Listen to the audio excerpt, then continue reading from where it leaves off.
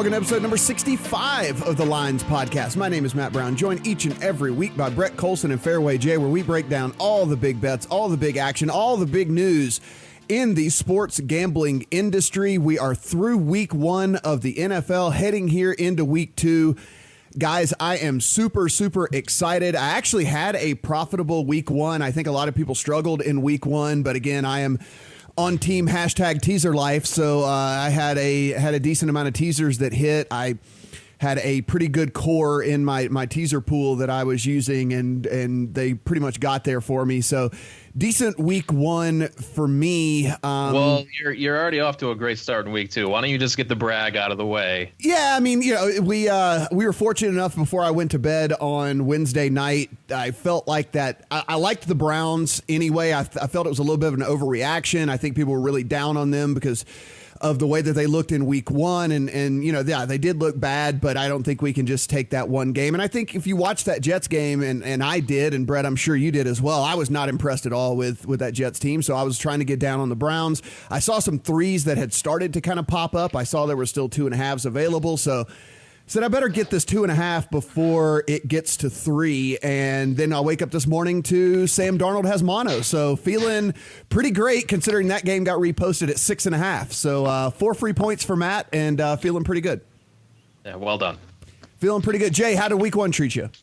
Very well. I do a column every week. I've been doing it for a couple of years. I just write about underdogs that I'm interested in playing and document, and had all 4 come through last week. I really think all 4 of them should have won outright. Obviously, the Colts had Monday night Houston, had the Bengals, and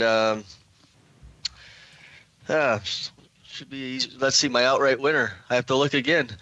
Had 4 straight. Unfortunately, I'm in a contest like you guys, and I did not use the Texans and plugged a loser in place of them. So that's the part I think of always when you're betting and handicapping and doing the games. Is game selection management is always crucial and key.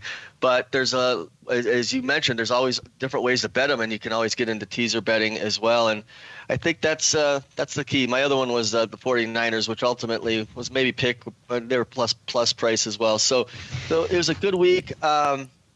And we talked often, those lines have been up for some time going into week one, and we see a lot of line movement. Now we're seeing the correction, overreaction, whatever you want to say about some of these week 2 games, and we'll talk about some of the situations surrounding those. I did not win all of my bets. I was dead wrong on a couple. I was really big on the over in that 49ers-Bucks game, and despite the fact that I got 3 defensive touchdowns and it still did not get there for the over, I mean, that is just absolutely pathetic. I also was pretty heavy on the Lions. I thought that was a really good spot for them, and I was feeling pretty great for about 2.5 quarters. And then the Lions decided that, this 24-6 lead that we've gotten by putting pressure on Kyler Murray, let's go ahead and just drop back and play some prevent defense starting in the middle of the third quarter and let this first overall draft pick just sit back in the pocket and pick us apart. And that is exactly what happened in that game. And as we all know, we watched that lead not only dwindle but completely evaporate. And I lost that one. That was a pretty tough one to take. I had a decent hunk on that game, and it was worse to take considering I thought that I was going to cruise to a win there. I want to say you were on the right side there still, but you've got to factor coaching into these lines, and that Detroit Lions coaching staff might be the worst in the NFL. That was atrocious what they did in the fourth quarter. Yeah, unacceptable. Yeah, just awful, crazy, right? I mean, Jay, I don't know if you were watching that game or not, but I mean, it was like they had incredible success staying in Kyler Murray's face, trying to make him get the ball out of his hand really quickly, trying to make him, again, first real start in the NFL. And I was like, you know what? All right, Lions, look at you. You're finally doing something that makes sense. And then it only took me 2.5 quarters, and I realized, like, oh, this is same old with these guys. Like, just go. That game was the one tough one for me. I ended up playing Lions first half, but I also did have the Lions. I went against a little thing I don't like to do, and that's play road favorites. But under a field goal, I went for it. And more frustrating was I played under 48.5 on that game back well over a month ago. And that was a real tough one to swallow.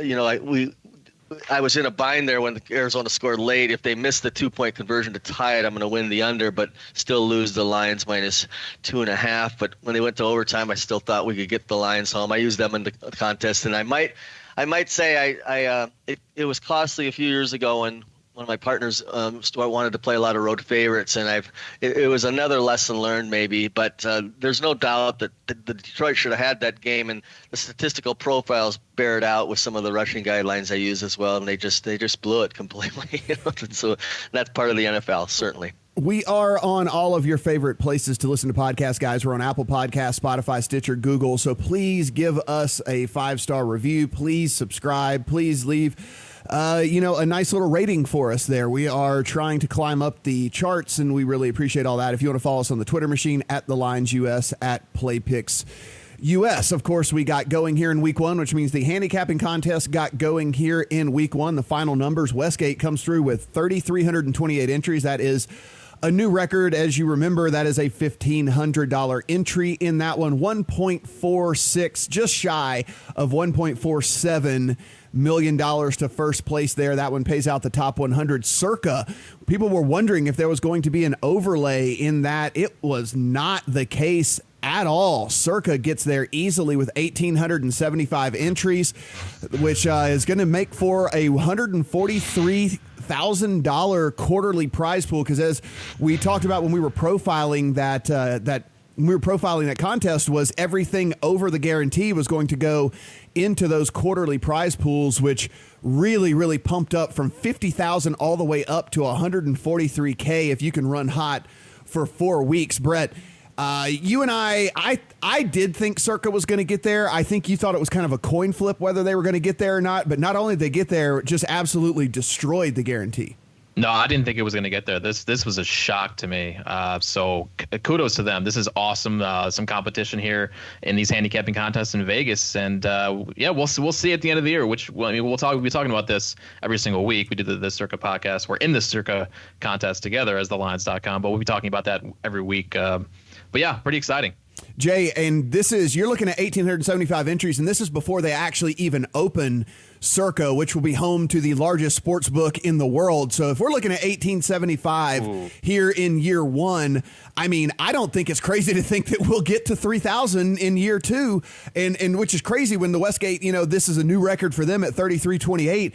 I can see the Circa getting to 3,000 in year 2 of the contest's existence.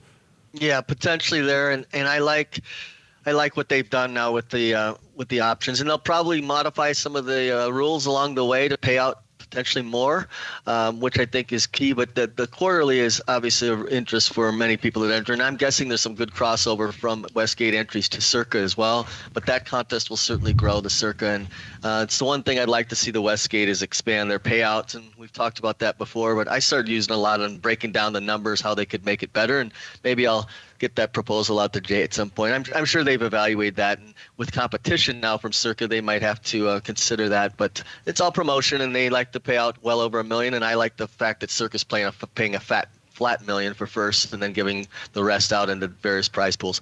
Real quick, Matt, how is the pick selection process on the Circa app? Is that how you submitted picks on Sunday? Yeah, incredibly easy. How is it? Yeah, incredibly easy. You go in, you just dink, dink, dink, dink, dink, hit submit, done. Like absolutely Beautiful. A breeze. Yeah, absolutely a breeze. No problem whatsoever for me on my end. So real good on them for the selection process on the app. And again, having the app also, I think that plays into this as well with the 1,875 entries. I mean, that means that for Las Vegas residents that the buy-in is actually a true $1,000. I mean, every year when I entered the Westgate contest, even though it was $1,500, it actually was an $1,800 entry to me because I had to get a proxy because I'm fairly busy during the NFL season, and me making it down from where I live way west of town down to the Westgate on the east side of the strip every week to put these picks in by hand was just not feasible. And so I was having to pay for a proxy even though I lived in town here. So Jay, I don't know how you did it, if you actually had to go down there every single week, but I mean,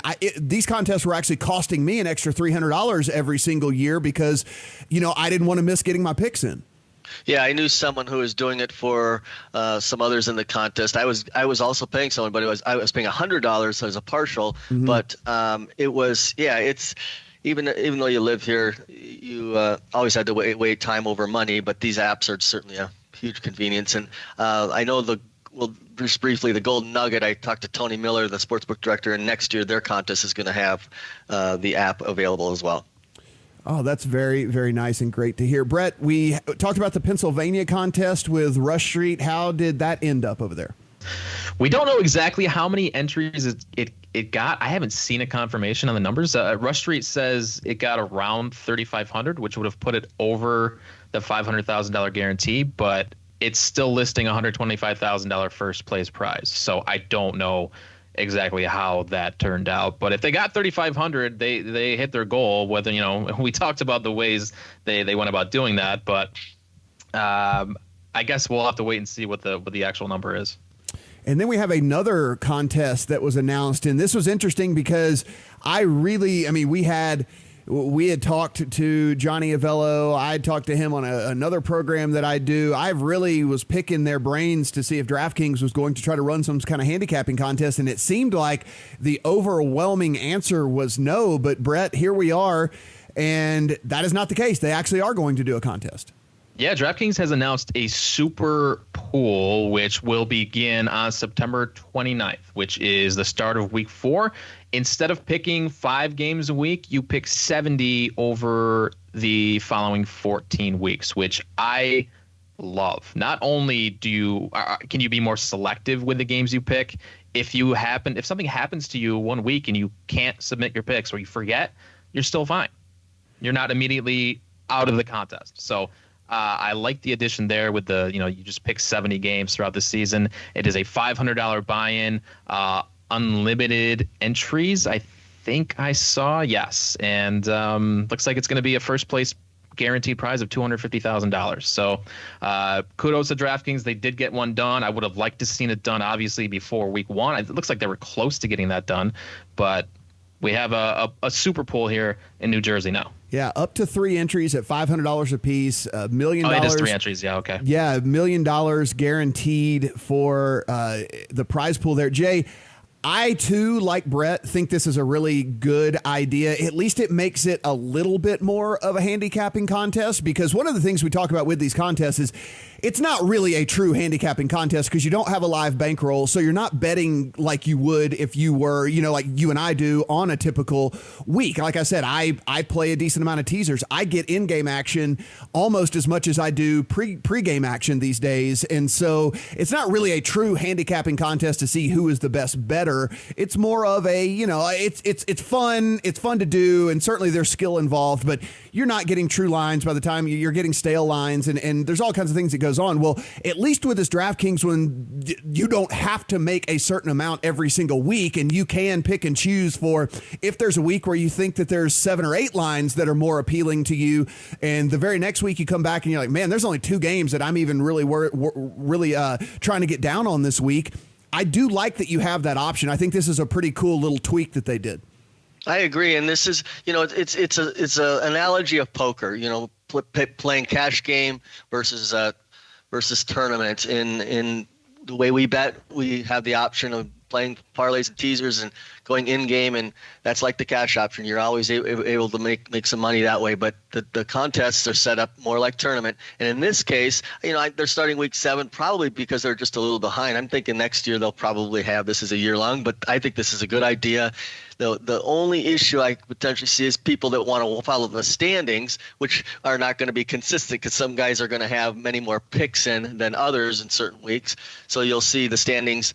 Some guys are going to be out ahead, but might only have 35 plays left, and some guys will be down the board, but they still have 42 selections left to make because they might not have taken 5 on a certain week. So that's the only thing. But I like it. I like the setup, and I think from an affordability level, it'll certainly allow many more people, and I think you'll see huge numbers for this turnout through DraftKings. Yeah, I do as well. And Brett, one of the things we often talk about is just I'm all for innovation and people trying new things. And so, that's another thing with this DraftKings contest that I'm kind of like, hey, man, you know what?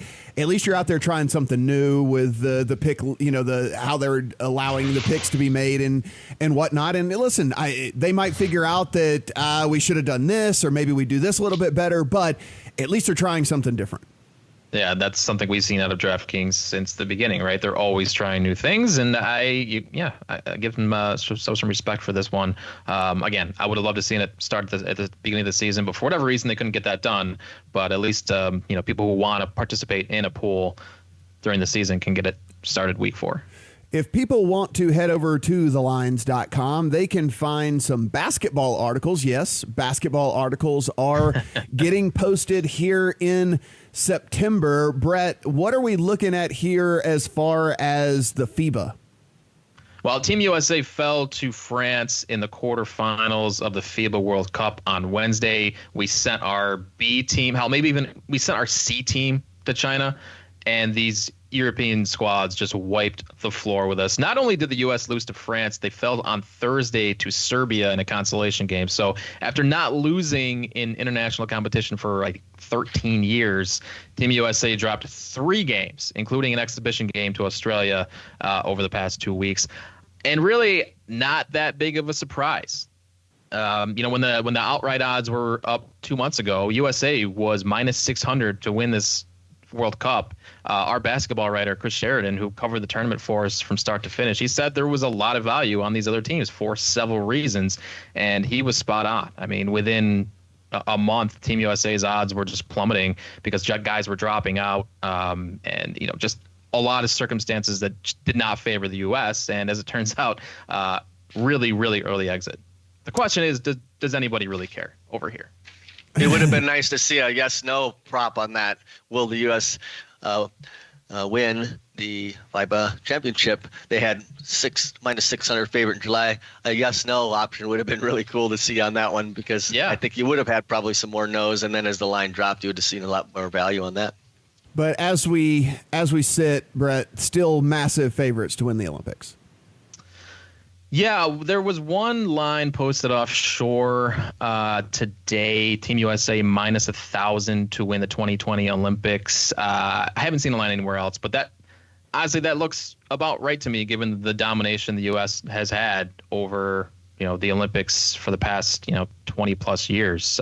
We're actually going to send our A team over there. People are going to the top players are going to want to be involved in this. So if you are capping the 2020 Olympics, don't factor this result into where you decide to bet, because this is going to be a completely different team, completely different situation, and the U.S. I imagine the U.S. will be right around minus 1,000 to win this thing next year. College football is heading into week 3 here. We had some premier games last weekend, not so much this weekend, not even a single top 25 matchup this week. We did see a couple of teams really shine in spotlight games, or the games that everybody was watching, interconference games as well. So really interesting. Of course, one of those was the LSU-Texas game. LSU goes over to Austin and really shows out and shows that new NFL offense that they are running, NFL-style kind of spreadish offense that they're running against Texas. Joe Burrow, one of the big stars of that game, made some really incredible throws. The broadcasters were going crazy about Joe Burrow. Everybody was really, really complimentary afterwards about Joe Burrow. And as we sit here, Jay, Joe Burrow's Heisman odds have plummeted. I mean, there were places where he was plus 8,000, now all the way down to plus 500. He is on the same level as some of the super elite guys coming into the season at this juncture whenever we look at the odds here. And I guess whenever you kind of look at it, if you're a book, after you see that performance against Texas, you realize that you might not want to leave yourself open. And certainly there were some bets that came in, but you might not want to leave yourself too incredibly vulnerable here, because the path to Joe Burrow winning the Heisman is actually pretty easy when you think about it, because it's basically beat Bama. If you beat Bama, he's probably going to win the Heisman should these numbers keep up. Yeah, and looking at it now, it's easy to see, wow, he was a huge long shot. And most bettors and the season over under wins told you that LSU was going to be a contender this year. So to see him at those long odds, and now dropping significantly is no surprise when you put up the kind of numbers and the performance. I mean, LSU had 573 yards total offense at Texas at 8.4 yards per play. I mean, really impressive. And Burrow, obviously a big game through the air. So not much left from a value standpoint, but yeah, if you still thought that that performance can continue, then you might consider. But I caution, because last year we saw Tua was really the favorite at this point of the season, all the way up to the SEC championship until he got overtaken by Murray, with really just one poor performance in the SEC championship by Tua, but he still had a tremendous season and was the favorite all the way. So, we might still see a player or two rise up, but Burrow is the one that's really obviously jumped off the board and performing exceptionally well early in the season. Brett, Trevor Lawrence plus 350 at DraftKings, Tua plus 350 at DraftKings, Jalen Hurts at 600, and then Burrow at 800. You get into the 1,000+ guys once you start at Justin Fields there. I think the interesting one to me, even more than Joe Burrow, is still for me Jalen Hurts, because one thing what we know about this Clemson team is they've already played their last real game of the year until they get to the playoffs here. I mean, they are really and truly going to be 20+ point favorites in every single game for the rest of the year. So there are probably going to be several fourth quarters we don't see Trevor Lawrence, and so him being the co-favorite here, to me, I think if you just read between the lines, I think that actually Tua is probably more the favorite. But to me, I actually think it's Jalen Hurts, because I think there's going to be several opportunities for Bama to rest Tua as well. And the way that this Oklahoma team is set up with such a poor defense, I think Jalen Hurts is going to be on the field pretty much every minute of every game, barring injury. And I think his statistics at the end of the season are going to just look unbelievably crazy compared to these other guys, because they're going to need every bit of Jalen Hurts if they're going to win these games. Well, you're not alone. I talked to the guys over at FanDuel on Tuesday, and they said that Burrow was only getting 1% of tickets and handle for the Heisman in New Jersey. Jalen Hurts was getting the highest percentage out of anybody, between 25% and 35% of tickets and handle. So people are piling on Jalen Hurts. I think his odds a couple weeks ago were 20-1. He's down to plus 700 the last I saw to win the Heisman. So a lot of movement on his odds as well. It's pretty fascinating. We started the season, it was just Lawrence and Tua, and now we've got several guys in the mix. If you do want Jalen Hurts, you're going to want to head over to FanDuel, where he is plus 700 over there. At FanDuel, Burrow actually right there with Tua. Trevor Lawrence at plus 300. Burrow and Tua both coming in at 500. So, of course, if you want Tua, head over to FanDuel as well, where you're getting 500 on him. You look at some of these other guys, I mean, just a little bit longer odds on most over there at FanDuel. So if this is something you're kind of into and you want to get some action on some of these futures, I think that FanDuel seems to be the place to head to if you want to get that going. But kind of a dud of a week in college football. Jay, is there anything you want to talk about in college football this week? Is there anything that stood off the page to you? I mean, I can't imagine there's going to be very many casual better games going on this week in college football. No, it's the one week of the season where, and even last week, few games, we got all these non-conference games, and you're seeing tremendously high-scoring blowouts by the top teams. But there's an interesting game. USC comes off their really impressive win against Stanford and now goes to BYU. And I think you'll see some of the sharps supporting BYU in that game. They're a home underdog, catching 4.5 or so. And they've went to Tennessee and won. Now they're after not playing as well their opener, and now they're returning home. So that's going to be interesting. USC, of course, is now starting a backup freshman quarterback who played very, very well against Stanford, Slovis. And so I think the second time coming off that game is a little tricky spot for USC, and I think some of the sharp money might be on BYU in that game. But the rest without a top 25 isn't going to get as much drawing interest. But there'll be plenty of betting on some of the top teams again, who as you go to FanDuel and check out some of the percentages of bets and some other places like Sports Insight that provide the live odds and then the percentage of both money lines, spread bets, and totals, you're going to see the top teams garnering a high percentage of the bets as big favorites. Yeah, I think the only game that might actually get some casual interest isn't even on Saturday. It's on Friday night with Washington State and Houston. It's a Friday night, so it's just a game where it's going to be like, oh, there's something to bet on. There's football to bet on Friday night. Let me get in on that. And plus, it's just two teams known for putting up big offensive performances. We're looking at a total of 73 points in that game. I imagine by the time this thing kicks off, we might be looking at 75 points in this thing because, again, I think the casual bettor who's arriving in Vegas, rolling into Atlantic City, rolling into Biloxi or Indiana or any of these places on a Friday and, I'm waiting on Saturday morning to bet, but I've got one game I can get down on, Brett, on Friday night. I imagine we're going to see some action on this Washington State-Houston game.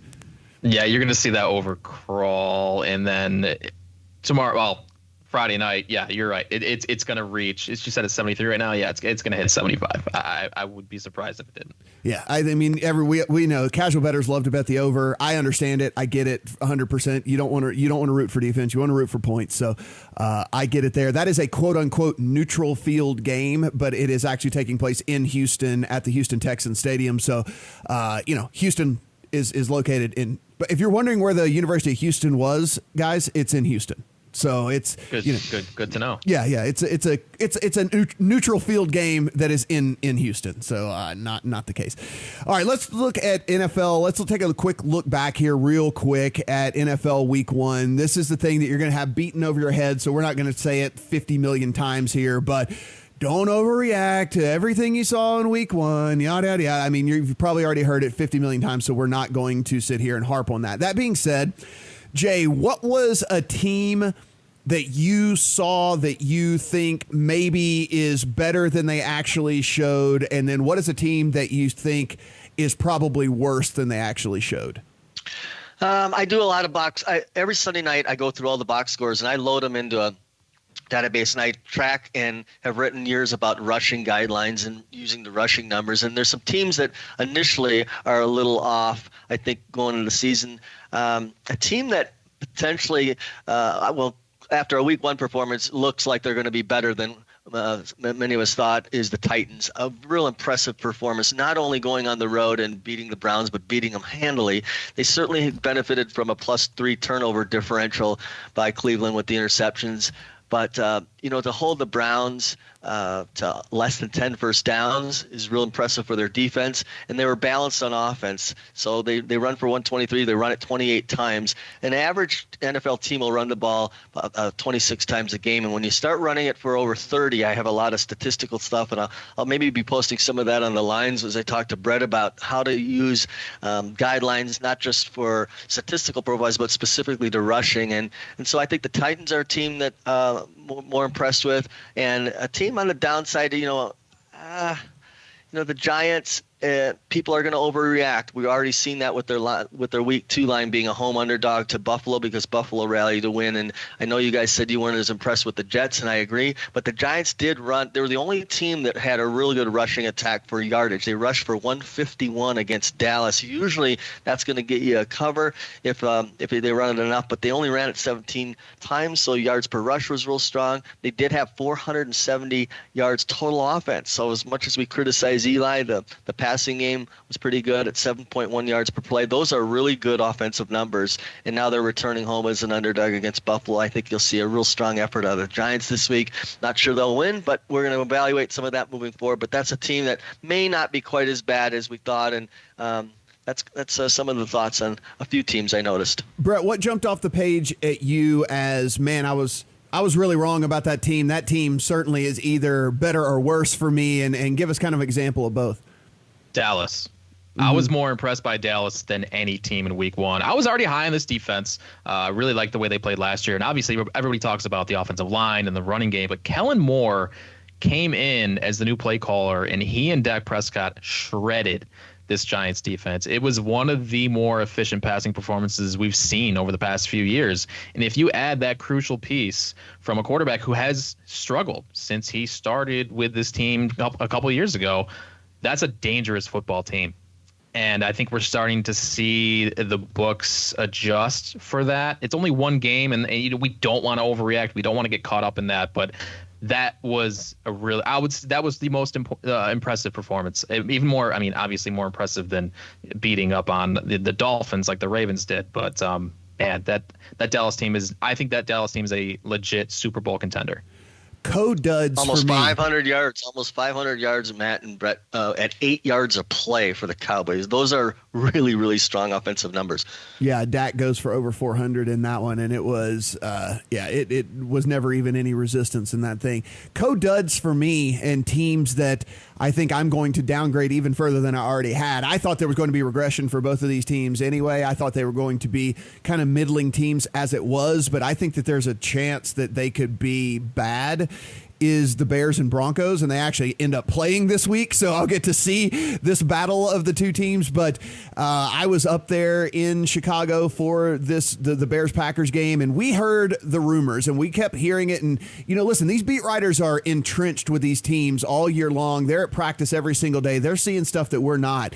And we heard that Mitch Trubisky had, not only not taken that next step, which everybody's kind of looking for in a year 3 quarterback, but that he might have actually even regressed. And what we saw was, if anything, certainly a plateau, if not regression from Mitchell Trubisky. I mean, guy looked like a deer in the headlights out there. And don't get me wrong, Packers defense is probably going to give people fits all year, but that does not excuse the fact that Mitchell Trubisky just mistake after mistake, bad decision after bad decision. A guy that did not look like he had taken the next step whatsoever. So, I mean, this Bears defense is still going to keep them in most games, but are they going to be able to score enough points to win? That is going to be the question for me moving forward with the Bears. And then the Broncos here. I mean, listen, everybody was excited. Vic Fangio coming over. And then we see this guy first-time head coach, and you saw it, just horrible game management decisions, horrible. I mean, absolute clock management stuff, horrible, not knowing the score and when to go for it and when not to kick a field goal. I mean, there were just so many things you watch from this Broncos team, and you go, boy, this team could be actually bad if this continues up. Where was the pressure on Carr? That's the thing, and that was the biggest surprise to me, was where was Chubb? Where was Von Miller? If you get pressure on Carr, he does the stupidest things, and he had all day to throw the football. What happened there?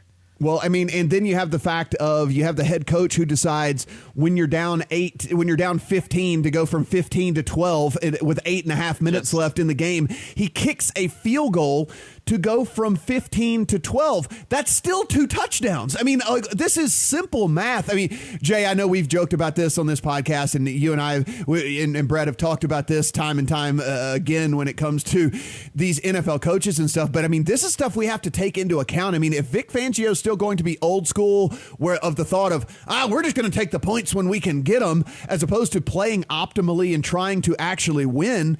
I mean, this is something I'm going to certainly watch over the next few weeks here and put into how I assess this Broncos team.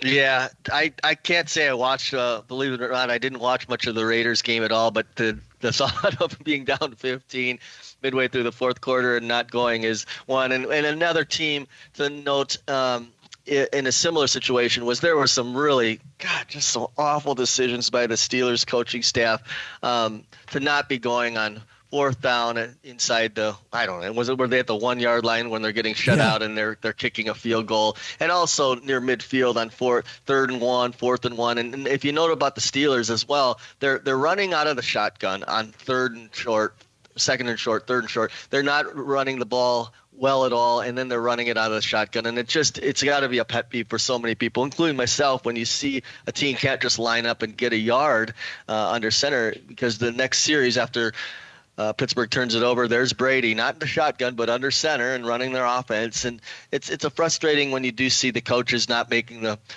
really fundamental and mathematical correct decisions. And that was certainly one of them with Denver. But this is an interesting game this week. They're both winless. There's some real strong stuff with Denver in the first 2 weeks at home, where they've just been nearly unbeatable. And you've got a team like the Bears now extra rest coming off the Thursday game, but going to altitude, and that's one thing early in the season that's proven real profitable for Denver bettors. And then your comments on Trubisky, with him struggling so poorly, I think this is a tough spot for him to go in this week as well to Denver. Man, just going back to that Steelers game, yeah, I mean, I put out a tweet. It put me on tilt so much in that game that I actually tweeted about it. It's like, yeah, you are 3rd and 1 from the 1 yard line, and you got a quarterback that weighs as much as a Fiat, and he's like, and he's in shotgun. And then on the very next down, you kick a field goal. I was like, that was the most Mike Tomlin sequence I've ever seen in my life. I mean, Brett, we're never going to escape this. This is just, these guys make 7 figures, and here we are, just slubs that watch enough football to know that this is not how you win NFL games in 2019. Dude, yeah, it's 2019. We have every metric and situational data point imaginable at our fingertips, and these coaches can't figure out what to do in these situations. It's unbelievable. It's crazy. And one of the big bets of the week, it made a lot of noise, made mainstream even. I mean, this was all over the place. If you don't know how PointsBet works, you can head over to TheLines, and there'll be an explanation over there. And of course, if you want to sign up, we have some really great sign up offers over there as well. But PointsBet is over in New Jersey, going to be across the United States as well. And they have a way of betting called points betting, and it is where you pick a side, and when you do, however much your bet wins by is how much you can win or lose. You just put a price on each point. Well, this bettor went in and put down $30,000 a point. And fortunately for him, he had picked the Ravens in that game. He did set a stop loss. Awesome. He did set a stop loss at 600,000. But as you know, the Ravens went in and drummed the Dolphins, and his $30,000 a point netted him the full 600,000 in the points bet there. Brett, you and I talked about it. It's kind of a sicko way to bet, but it's also pretty intriguing. Like, it's like almost the ultimate it's almost like the ultimate gamble. It's awesome. I love it. I'm so afraid that I'm gonna get like caught up in points betting when we have it here in New York. But this is pretty incredible. I mean, the guy put up $600,000. You have to put up the full amount of your stop loss when you put in the bet. So this guy put up $600,000, and unfortunately for him, he had that stop loss because, I mean, if he could have won $1 million on this bet if he had exactly 30-some points. I mean, it's insane. But great read. I know we were pretty high on the Ravens in this spot too. But this was the biggest, as far as I know, the biggest bet of the week. Jay, could you see yourself points betting if it were to ever make its way to Nevada? I have to tell you, I points bet over 20 years ago, and I was trying to think of. I obviously had done it offshore, and I almost want to say it might have been Bookmaker that had it at the time.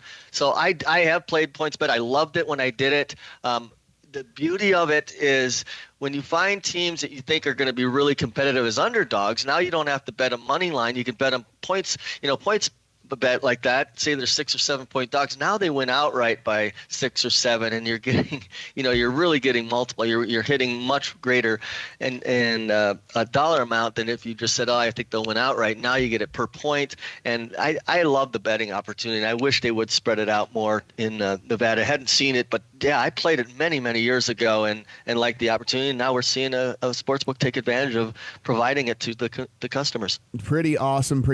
Glad to see God, just goes back to the deal we were talking about earlier. Just any sort of innovation, any sort of change, any sort of bringing new things to the market, I'm all for. Some of them won't work, some of them will, some of them be awesome, some of them will suck. But as long as people are trying new things and seeing what catches and seeing what's fun for not only the casual bettor but for pros, I imagine this guy was, if he's not a pro, he's at least a pretty confident dude in his betting ability to put up the 600K. So good on him, and that is pretty awesome story. And like I said, really kind of made the rounds. Even mainstream picked up on all of that. But let's look at week 2 here real quick.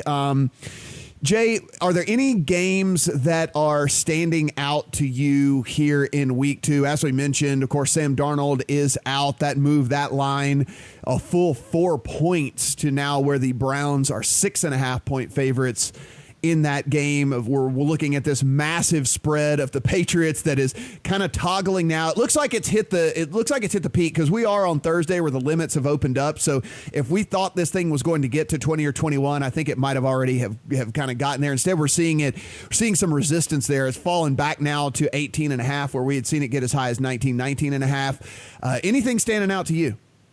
Yeah, I've made some plays already. I'll comment a little bit. Whenever I see a week where we're going to have 7 home underdogs, I can assure you that that's got my attention. And there was actually 8 from the openers, and I played Cincinnati early. This has gone from them opening a 1-point home underdog against San Francisco to now up to 1.5. We're seeing 2s pop. If you like the Bengals, I think you still should try to get in at 1.5. You certainly could play a little extra and just play them on the money line if that's of interest. There's some real strong statistical things, you guys, on teams that are playing back-to-back road games to start the season. And we've got 4 teams this week that are in that role. San Francisco's one of them, and the Bills are another one. So I caution, because as well they're on the road at the Giants. Come on, let's not call this a road game. They can moonwalk down to the Giants stadium. I don't want to hear this. I don't want to hear this road game stuff. I will say it's still considered road, but yeah, back to back in the same stadium as well. So nothing there. But the San Francisco one in particular is they're traveling. For people that are following, they did not go back to the West Coast. They stayed out, so they're not going to have the full travel. But situationally, this is what you look for, I think, in some of these matchups. The concern for me with Cincinnati is they only ran the ball 17 times last week, and they went to the air. But, that was a good game plan they had. And so, anyway, the Bengals are a team that I played, as well as the Detroit Lions. I think coming back home is poorly. The public sees what they did. They blew the game. But this is going to be, I think, an outright win for the Lions. They're getting 2.5 here at home. You're going to get a lot of argument from the public bettors because the Chargers are taking money, but I think the Lions win this outright. They're going to play really well back home, I think, in this week too, and a lot of situations set up for some of these home underdogs returning home. This is home opener for the Lions. Chargers travel now off a good win, but if you looked at, they should have probably been beat, and statistically they gave up 203 rushing yards to the Colts last week. The Lions will run it, as is their MO now, a little bit more. They're also lose Hunter Henry as well. Hunter Henry, target there for in the red zone for Phillip Rivers. Also Hunter Henry going to be out. So yeah, I mean, definitely. And as you mentioned, 97% of the money right now on the spread at DraftKings Sportsbook is on the Chargers. Brett, 97% is on. I mean, listen, I get it. The Lions were a little uninspiring in letting the Cardinals come back and win that. Well, and basically win that game. It's a win for the Cardinals. I mean, that's for sure. But I mean, 97% of the cash is crazy. Hang on, let me just circle Lions. There's a couple All right, more. there we go. Yeah, that's crazy, man. Yeah, that's just absolutely nuts. What are some early thoughts from you, Brett? Are there any of these games that seem to be kind of popping to you? I mean, another one of you talked about liking the Cowboys. That is another team that is just getting massive amounts at DraftKings. 95% of the spread money is on the Cowboys in that one. I mean, just absolutely huge. Chiefs are getting 83% of the spread action there. Bears getting, and this is real, guys, and this is information as of Wednesday night. We're taping this on Thursday morning, so it's not completely, it's not actually completely up to date whenever we're doing this, but it didn't change that much. Bears, 99% of the money on -2.5 for the Bears there, Brett. Yeah, I mean, what can you say? That's obviously going to change, but that's wild. And that's one of the games that you guys are looking at very closely. So curious to see where we all end up on that one on Sunday. The one game, I mean, the game I'm looking at is Patriots Dolphins. I mean, we all watched the drubbing in Miami on Sunday. This Dolphins team is barely a professional football team, but they are a professional football team, and they're getting 18.5 at home. This thing opened last week at 9.5. And yeah, I think the books misjudged just how bad Miami is, and the Pats might be better than we thought, especially if they work AB into the mix this week. But come on, like, I feel like this is at least 4 points off. Is Bill Belichick really going to run it up against his former colleague? I don't see it happening. But can we click on the Dolphins? That's the question. Right. Can we really support this team? Let's actually go ahead and take a poll right now. So, Brett, I'll start with you, and then we'll go to Jay. But what would the number have to be for you to put your hard-earned money on the Dolphins? So, like, what would that number where you would confidently be able to click that button and put your money on the Dolphins? I mean, I have a pretty high risk tolerance, so I would say 14. I really like the Dolphins this week, man. Wow. This line is absurd to me. Okay, all right, Jay, what would that number need to be for you to click the Dolphins? Well, I'm going to wait a little. I'll have a little bet on the Dolphins. I still have some concerns about not that they're tanking, but their personnel and how this is it. So, I'm fine where it's at, but I wouldn't bet it lower than 16. But I think what is this? This is a record. In 2007, I think the Patriots were laying 19 at Baltimore. I think this is a record number on the road, or tying a record number on the road. And by game time, it may be. I think we saw one offshore location had 19.5. So it's crazy. It'd have to be a full 3 touchdowns for me. It'd have to be 21. Wow, 21. Really? I'm not going to put my money on fewer than 3 touchdowns on this Dolphins team, and then after I watch them get beat by 30, feel like an absolute moron. It's just not going to happen. At least if I have 3 full touchdowns to work with, then I can say, listen, if this professional NFL team can't keep it within 3 touchdowns, then what it is. At home, then it is what it is. But seriously, is it really out of the realm of possibility to see a Patriots 20 point win, 21 point win? Of course not. No, I think it's actually the most likely outcome, to be perfectly honest with you. The thing with the Patriots, this happens every year with the Patriots. Like you end up on the right side versus the Patriots, and they still cover. All the stats, all the metrics point to, okay, yeah, we were on the right side, but how did the Patriots still cover? Because they just do it.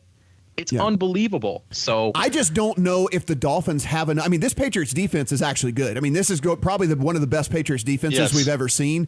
And I just don't know if the Dolphins have enough to score to keep it close. It might not be the fact that Belichick's intentionally running it up or anything. I just don't know if the Dolphins have enough firepower to score enough. Just to keep it close enough. So I don't know. It'd have to be 3 full touchdowns for me. It's not going to get there. And so this is certainly going to be a pass for me. My spot of the week that I kind of really like is the Steelers coming back home after that drubbing against the Seahawks team that I think is not very good. I think it showed the Seahawks team is not very good.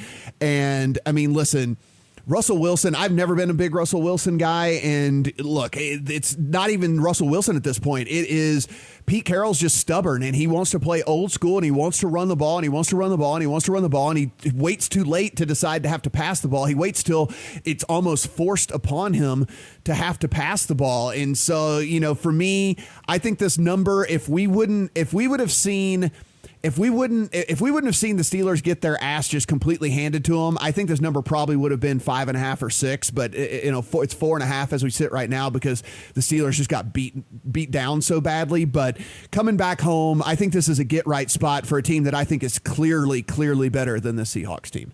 Love it. Yeah, we'll definitely be talking about this one on the podcast tomorrow. Yeah, for sure. All right, before we get out of here, guys, real quick, let's talk about we have over on TheLines.com, Nate Weitzer does a power rankings article here.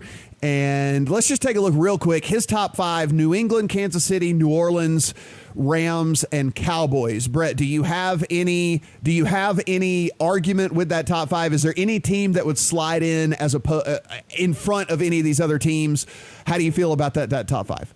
Yeah, going into week 1, he had the Eagles at number 5, and he had Dallas at number 10. So he slid Dallas from number 10 all the way up to number 5 ahead of the Eagles, which is pretty interesting. But I can't disagree, though, just given what we saw out of Dallas in that dominating performance on Sunday. I have no issue really at all with his top 5 here. I think New England's clearly number 1 right now. And, the Chiefs, Saints, Rams are right up there inside the top 5 as well. Jay, what's it look like to you? We have Patriots, Chiefs, Saints, Rams, and Cowboys in the top 5. Does that sound about right to you? Would you reshuffle the order, or is there someone missing from that top 5 that you think that you would slot in there?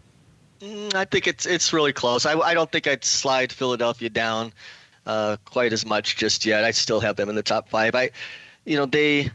Yeah, they were at home, but they still put up 400 and almost 440 at 6.1 yards per play. The concern was their defense allowed almost 7 yards of play, but most of it was through the air, and obviously Philadelphia had to come behind. So they as much as and as poorly as they were falling behind 17-0, they went on a huge run to actually get ahead of the spread. So that's still a good football team, and I wouldn't drop them. I'd have them in the top 5. Dallas, maybe just you remember they're starting out here against the Giants and Washington to start the season.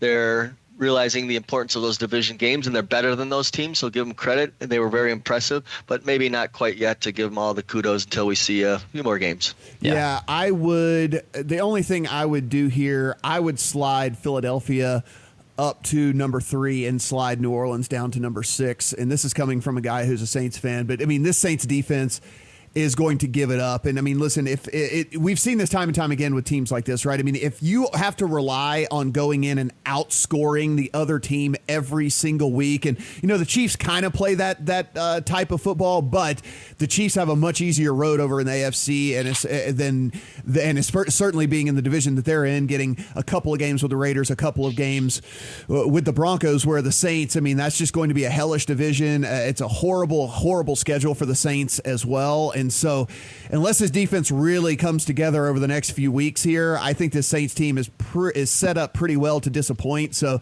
it would go Patriots, Chiefs, Eagles, Rams, Cowboys, then the Saints coming in at number 6, but no real, giant shuffling here or anything like that. So I got to talk to Nate about this Green Bay ranking. I don't know why. Yeah, Nate, that was the one that stood out to me as well, Brett. He hates the Packers, apparently. He had him 14 last week. They beat the Bears in Chicago, and he only moved them up one spot. They're still behind the Bears. I don't get it. I would have Green Bay probably number 7 or 8. I really like Green Bay this year, so. Guys, thanks for listening to this episode here. Again, we're on Apple, Spotify, Stitcher, and Google. Please, if you're listening to this on YouTube, head over to one of those as well. Hit subscribe on the YouTube channel as well. We certainly love to get subscribers there too. At TheLines US, at PlayPicks US for finding us on Twitter. That is also at Brett Collson, at FairwayJay, and at Matt Brown M2 if you'd like to follow us individually. Of course, great stuff going on over at The Lines, new odds feed as well, so be sure and check that out. And, of course, the picks articles over at PlayPicks as well. For Brett, for Jay, I am Matt. Talk to you guys next week.